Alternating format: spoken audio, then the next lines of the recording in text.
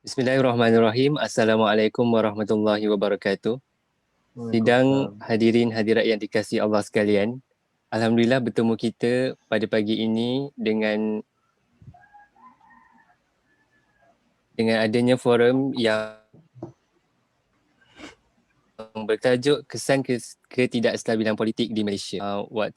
Saya kepada dua panel jemputan kita iaitu Profesor Madya Muhammad Nur Fakri dan Dr. Syazmin Arif. Sebelum itu, saya akan perkenalkan diri saya dahulu. Nama saya Syarif Hidayatullah bin Halil Hafid, iaitu moderator pada pagi ini. So basically saya akan seperti biasa memberi sedikit pengenalan kepada corak politik di Malaysia. Seperti mana yang anda tahu, Malaysia ini menggunakan sistem demokrasi berparlimen di mana di bawah pentadbiran Raja Berperlembagaan Malaysia yang diketuai oleh Seri Paduka Baginda yang di-Pertuan Agong. Ia dipilih yang di-Pertuan Agong ini dipilih melalui daripada negeri-negeri Melayu setiap 5 tahun. Malaysia menggunakan sistem berparlimen melalui dua pintu iaitu Dewan Rakyat dan Dewan Negara. Dewan Negara mempunyai 70 orang yang terpilih dengan mana jabatan selama 3 tahun. Pemilihan boleh dibagikan kepada dua iaitu 26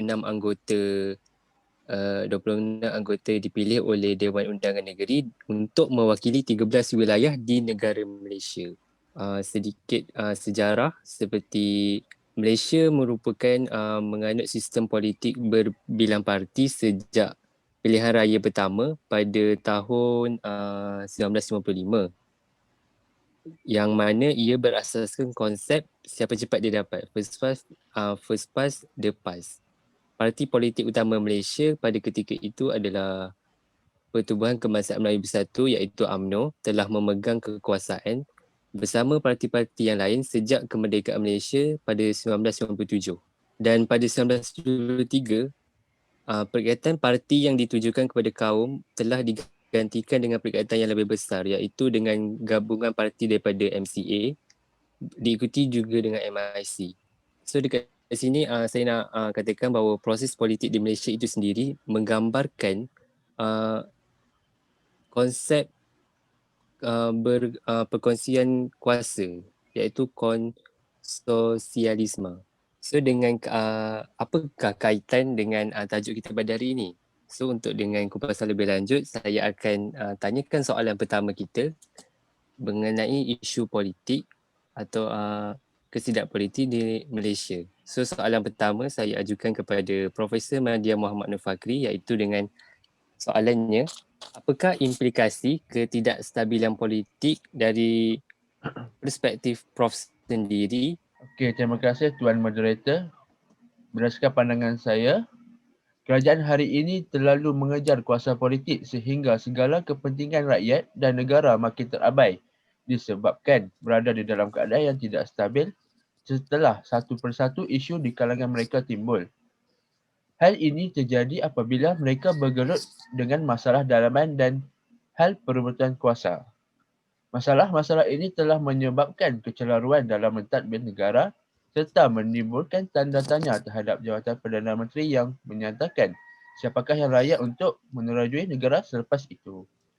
Oleh kerana kesibukan dan dalam mengejar kuasa politik, segala tanggungjawab dan soal perkara penting kepada pentadbiran negara dan menguruskan kepentingan serta kebajikan rakyat ternyata menjadi perkara kedua selepas kuasa politik. Hal ini menyebabkan rakyat sudah lari dengan drama-drama yang dimainkan ahli politik di mana rakyat menyaksikan bahawa perebutan kuasa politik ini tidak ada kesudahannya dan ianya akan berterusan selagi tiada tindakan diambil. Apa yang lebih merisaukan rakyat adalah tentang kepentingan mereka sama ada terjaga ataupun tidak. Tambahan lagi, rakyat sebenarnya tidak mengutamakan siapakah yang akan menjadi Perdana Menteri, tetapi mereka mahu lihat adakah kerajaan yang menerajui negara ini akan manifesto mereka serta janji-janji mereka ketika mereka berkempen ataupun tidak. Selain itu, rakyat juga mahu segala kebajikan mereka akan terus terjaga. Sebagai contohnya, hal-hal berkaitan kepentingan pengguna pembangunan dan infrastruktur yang dilaksanakan di kawasan masing-masing, kebajikan yang akan diberikan kepada nelayan yang telah terputus punca rezeki akibat penularan wabak COVID-19 yang sedang melanda negara kita ini dan pembangunan masyarakat bandar serta luar bandar. Perkara ini amatlah dibimbangi oleh masyarakat kerana mereka takut akan segala janji-janji itu hanyalah janji palsu dan sekadar untuk mengambil hati rakyat untuk menyokong mereka. Dalam negara yang diancam dengan pandemik COVID-19 ini, sepatutnya kerajaan lebih memikirkan rakyat mereka kerana kebanyakan rakyat berada di dalam kesempitan dan mengalami masalah kewangan kerana mereka tidak dapat untuk bekerja seperti kebiasaannya. Jadi apabila terdapatnya perebutan kuasa politik ini, semestinya para ahli politik tidak sempat untuk memikirkan tentang kebajikan penduduknya kerana mereka hanya memfokuskan kepada hal perebutan kuasa. Okay, saya rasa itu saja pandangan saya. Kita berbalik kepada tuan moderator kita. Okay, terima kasih kepada Profesor Nur Fakri atas kupasan yang begitu menarik tadi. So, di sini saya dapat tekankan apa yang Profesor tekankan, iaitu tentang kepercayaan rakyat itu sendiri kepada kerajaan dan kebajikan rakyat itu sendiri untuk diambil kira oleh kerajaan. So, kita akan ke next soalan, iaitu apakah kesan ketidakstabilan politik terhadap negara yang dilanda COVID-19 pada ketika ini? Soalan ini saya ajukan kepada Dr. Shazmil Arif. Dipersilakan, Doktor. Terima kasih kepada Tuan Moderator. Bismillahirrahmanirrahim. Assalamualaikum. Okey, saya akan bercakap tentang antara perkara-perkara yang terjadi disebabkan ketidakstabilan politik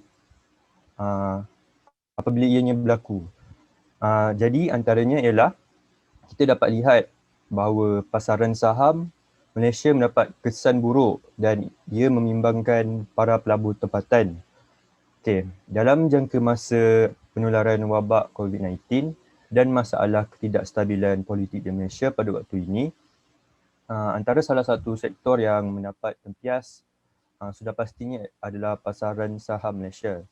Kebanyakan yang aktif dalam pasaran saham ketika ini hanyalah pelabur tempatan yang tidak mempunyai kuasa beli besar seperti pelabur asing. Pergolakan politik tempatan memainkan peranan dalam ketidakstabilan harga saham apabila ramai pelabur berspekulasi membeli dan menjual saham syarikat yang mempunyai hubungan politik dengan pihak-pihak tertentu. Ramai juga yang berpendapat untuk mengatasi ketidakstabilan pasaran saham, politik negara kita haruslah distabilkan dengan memberi mandat yang lebih kukuh kepada kerajaan yang memerintah. Apabila kerajaan stabil, usaha memulihkan ekonomi dan membanteras pandemik COVID-19 dapat dilakukan. Hanya dengan langkah itu sahaja dapat mengembalikan keyakinan pembeli dan pemilik perniagaan. Kita juga boleh mengambil contoh di mana beberapa bulan yang lalu tular bahawa Datuk Seri Anwar Ibrahim mendakwa bahawa kerajaan yang diterajui oleh Tan Sri Muhyiddin Yassin telah tumbang dan beliau telah hilang sokongan. Berita ini juga telah mendapat liputan yang luas di dalam dan luar negara kerana ianya melibatkan masa depan dan hala tuju negara kita. Dengan berlakunya penularan berita tersebut, pasaran saham Malaysia terus menjunam kepada arah yang agak membimbangkan. Tidak kurang juga ramai yang menyuarakan rasa marah dan geram terhadap berita dan tuduhan yang tidak ada kepastian dan kesahihannya. Orang ramai juga mula berasa resah dan risau dan memikirkan apa yang akan berlaku kepada Malaysia dalam jangka waktu yang susah ini ditambah pula dengan berita yang mengejutkan ramai pihak. Kita juga boleh lihat di mana perbuatan atau tingkah laku seseorang individu saja dapat memusnahkan segala-galanya disebabkan ego dan sifat gila kuasa mereka. Hal yang terjadi ini sepatutnya dipandang berat oleh pihak berkuasa kerana ini adalah contoh yang boleh membawa negara Malaysia kepada ancaman kuasa luar. Pelabur-pelabur asing juga pasti akan merasa takut dan risau untuk melabur di Malaysia atas sebab-sebab berikut. Akhirnya pelabur bertempatan juga yang terpaksa menanggung dan menghadap segala risiko. Negara Malaysia juga dijangka akan menghadapi kemelesetan ekonomi bermula bulan ini sehingga kepada tahun hadapan. Ini sudah tentu membawa mimpi buruk kepada semua rakyat kerana ramai antara mereka yang sudah hilang pekerjaan dan hilang semua pendapatan. Apa yang diharapkan supaya pemimpin-pemimpin lebih berintegriti dan bertanggungjawab atas amanah yang digalas. Tidak keterlaluan juga untuk kita katakan bahawa nasib rakyat terletak di tangan pemimpin. Rakyat telah meletakkan amanah mereka kepada pemimpin kerana wujud rasa percaya dan sayang terhadap pemimpin.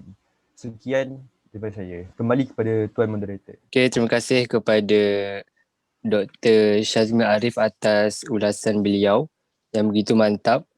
Sini saya dapat highlightkan bahawa apa yang ingin diperkatakan oleh Dr. Syazmi sendiri tentang pasaran Bursa Malaysia pada ketika ini berlaku kemerosotan akibat daripada spekulasi saham syarikat yang berkaitan dengan ahli-ahli politik tertentu.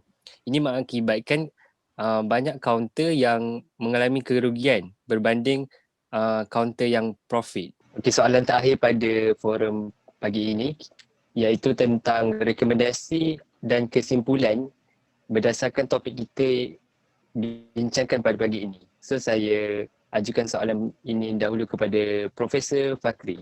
Silakan. Okey, terima kasih Tuan Moderator. Okey, apa rekomendasi dan kesimpulan yang saya dapat buat adalah ahli-ahli politik perlu mengenepikan dahulu hal perebutan kuasa politik ini dan cuba untuk memfokuskan kepada keselamatan dan kebajikan rakyat yang kini ditimpa masalah COVID-19. Terusnya panel kedua. Okay. Terima kasih, Terlebih Dr. dahulu saya menyeru kepada semua ahli politik supaya mereka lebih berfikiran lebih matang dan menunjukkan teladan yang bagus kepada semua rakyat kerana mereka lah tunggak yang akan menentukan masa hadapan negara. Terima kasih kepada kedua-dua panel atas rekomendasi dan kesimpulan yang dibuat. So sini tuntasnya saya ingin mengatakan bahawa ketidakstabilan politik itu sendiri membawa banyak keburukan daripada kebaikan. Oleh itu, marilah kita sama-sama mengaspirasikan kata-kata, slogan kata, kita jaga kita antara rakyat dan kerajaan. Okey, itu saja untuk program kita pada pagi ini. Sekian, wabillahi taufiq wal hidayah. Wassalamualaikum warahmatullahi wabarakatuh. Waalaikumsalam. Terima kasih. Terima kasih.